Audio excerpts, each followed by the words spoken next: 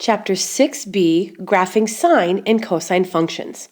Now we could actually graph all 6 trigonometric functions, but we'll focus on sine and cosine, looking at both their parent functions and translations like we did in first semester. We'll use the unit circle as a guide, but because we're graphing these functions for infinite values along the x-axis, we need to know some approximations. 1/2 is pretty straightforward. We all should know that 1/2 is exactly 0.5, and we'll use that for graphing outputs. But square root 2 over 2 we'll have to approximate. And if you plug that into your calculator, it's about 0.7 to the nearest tenth. And then square root 3 over 2 we also will need, and that's a little bit bigger. It's approximately 0.9. Those will be pretty common values that we look at on our coordinate system. Now the basic sine and cosine graphs, these are the parent functions. We could graph all 16 ordered pairs along the x and y axes, but that would be a little tedious. Okay, so let's take a look at how this works. The sine graph. On the graph for sine, notice it starts at 0, 0. And looking at your ordered pair on your unit circle, at 0, well, actually we're at radians, the output is 0. So then as we increase up to pi over 2, where the output is 1, you can see those points along the y-axis, all the way up to the top where it equals 1. And then it's going to come back down over at pi on the left, we're back to 0. And then we have negative values for sine in quadrants 3 and 4. They're both negative. Down here at the bottom at 3 pi over 2, sine is negative 1. So it makes its way down here and bottoms out at negative 1. And then goes back up to 2 pi where it once again equals 0. So this first section right here that goes up and then down and then back up again at 2 pi is the parent function for one revolution of the sine wave. Now the template of ordered pairs that we're going to use, like I said, we're not going to use all 16. We're just going to use the boundaries of each quadrant. So we're going to make a horizontal table for x and y. Now x is going to represent your radian or degree measure. And typically we'll be finding or we'll be using radians as our input values. So if we start at 0, as we move around the unit circle, at the top we're at pi over 2. Over on the left-hand side, pi is halfway around. At the bottom, we use that boundary 3 pi over 2. And then one full revolution around that unit circle will end at 2 pi. And the nice thing about using these ordered pairs, or these input values, is their outputs are going to be easy to graph. We won't have to worry so much about the 0.5, 0.7, or 0.9. At 0, sine has an output of 0. So now we're looking at the y coordinate. At pi over 2, for our input, the output would be 1. At pi, it's 0. At 3 pi over 2, if that was our input location, the sine output is negative 1. And then we go back to 0. You're going to use this template for every graph in this entire chapter that has sine. We'll always graph our parent function first. Now for cosine, it's the same idea. But cosine is the x-coordinate, so as we find our radian or degree location, we're now going to look at our x values for those ordered pairs. So I'll clear out the red and we'll do cosine in blue just to kind of change it up. The template for cosine, notice at 0 starts at 1. And on the on the coordinate system for the unit circle, at 0, 1 is the cosine output. So this template is going to look very similar to cosine. We just have a different starting point. Our angles are going to be 0 radians, pi over 2, pi, 3 pi over 2, and 2 pi. So we'll divide that up. We start at 1 at the top, but then notice cosine, the x values actually get smaller. And as you reach pi over 2 at the top, it equals 0. And then because it's the x-coordinate, on the left side of the unit circle, all the x values are negative. And you can see how it drops below the x-axis for those values. So then we drop down to negative 1 on the left and 0 at the bottom. And then it curves itself back up to the top at 2 pi where it'll equal 1 again. And again, anytime you see a cosine wave, you're going to start with that template. But as you look at the two graphs up above, notice the curves don't stop with those 5 inputs and outputs. The curve is continuous forever and ever. It'll just repeat this pattern. So as we graph throughout our coordinate system from left to right, we may have to continue these ordered pairs in those exact kind of same patterns.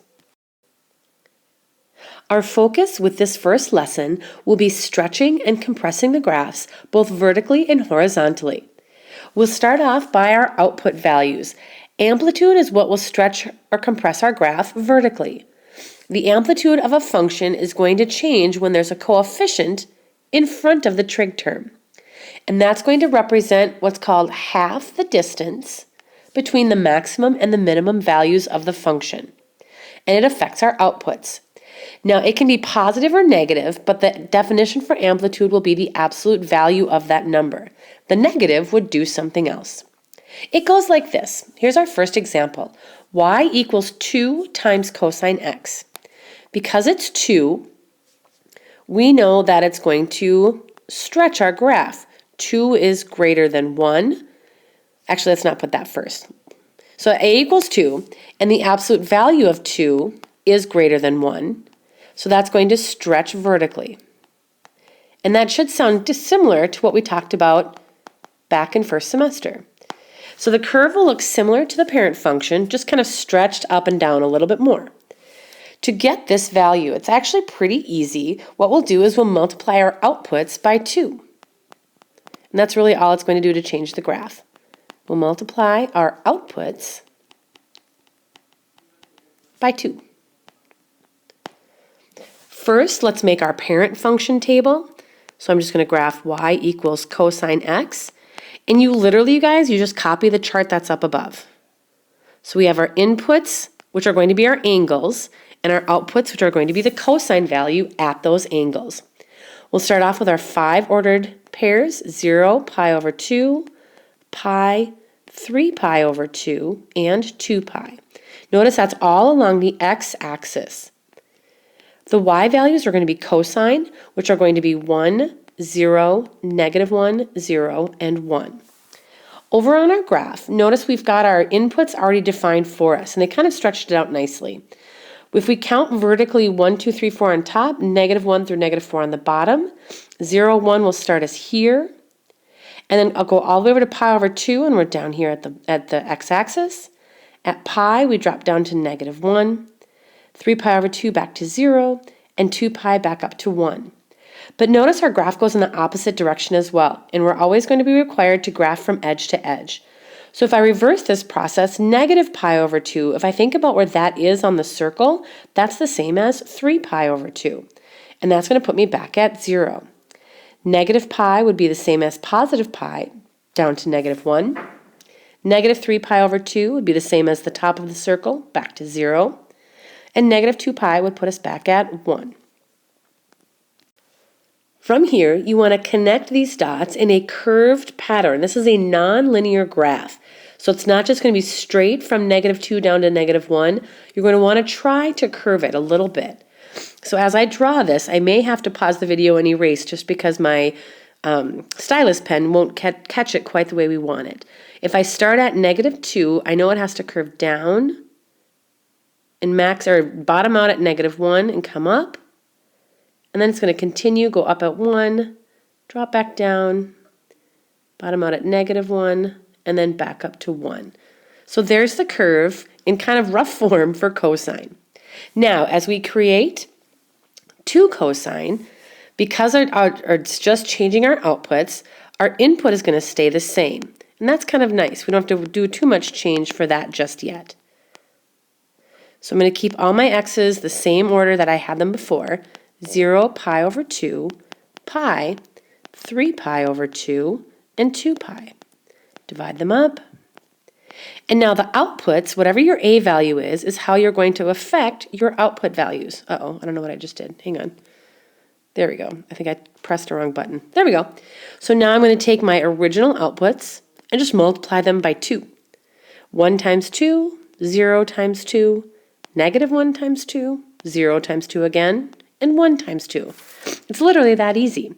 And now let's plot those 5 points just to see what it looks like in comparison to our parent function. 0 up to 2. Notice it matches at pi over 2. At pi, we're down to negative 2. Matches at 3 pi over 2 up to 2 pi. And we have to complete that pattern in the opposite direction. So it's going to match at negative pi over 2. Negative pi down to negative 2. Match again, and then up to positive 2. So to show this vertical stretch, just connect these in a non-linear kind of consistent flow from left to right or right to left. I kind of went in the opposite order this time. Sometimes it's easier to see with my pen if I go in this direction. And there's the stretch for that cosine function. Let's try another one. Y equals negative 1/2 times sine x. Now our a value is negative 1/2.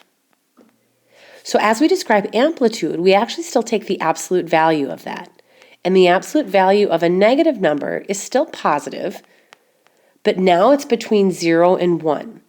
And because of that, our graph is going to compress vertically. So it'll look a little bit more shrunk in, I suppose, compared to the parent function. So it compresses vertically. But don't think the negative goes away. The negative does have an impact on what's happening to this graph. Because it's negative, does anybody remember how that affects the shape of the graph when the negative is on the outside? If you thought that it reflects over the x-axis, that's exactly right. And we talked about that in the first semester with other parent functions. Same rule applies here. You won't have to worry, though, about showing how that works if you just remember the fact that you're going to multiply your a value, whatever it is, to those y outputs. So again, let's start with our parent function, though. Let's get that out of the way. Y equals sine x. It's going to look just like the one up above. You're going to have this memorized in no time flat because you have to do this every time, just to show what that new function looks like.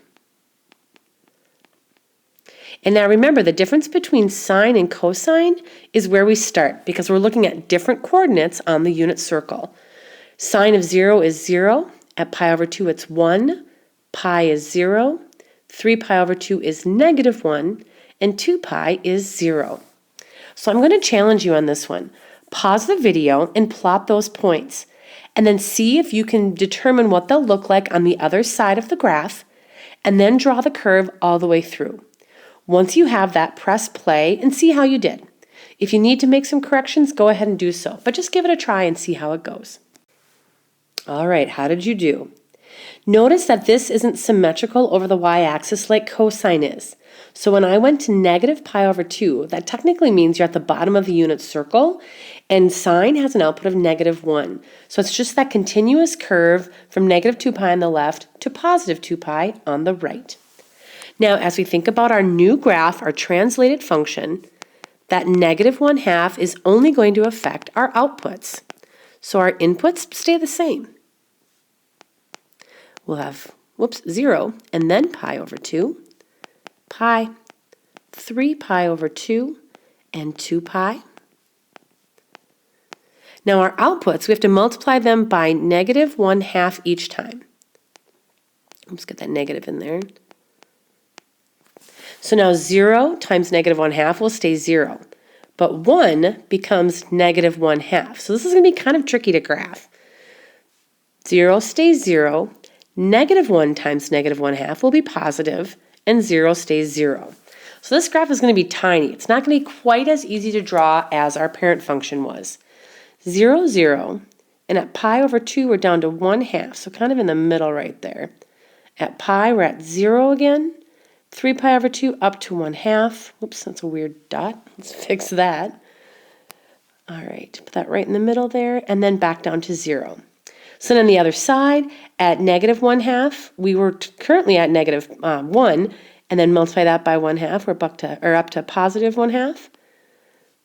And then back down here again. So again, following that continuous pattern, this one's reflected over the x-axis, so it's kind of flipped upside down, and compressed by a factor of 1/2. So now this curve is just going to be a little bit smaller. It's just kind of a nice Connect the dots. And there you go. That's when the amplitude is less than 1. Now at this point, I think that's probably enough for the video lesson. So we will cover the rest of it tomorrow in class.